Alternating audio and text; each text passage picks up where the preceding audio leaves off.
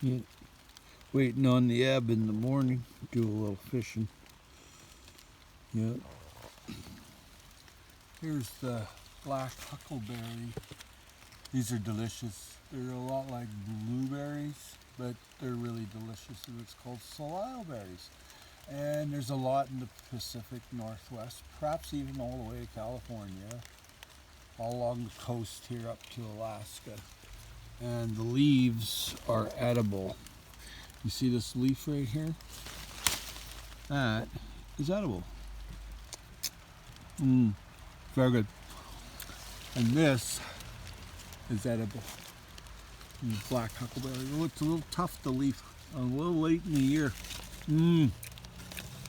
Nice, hey? Salal berries. Lots on the west coast.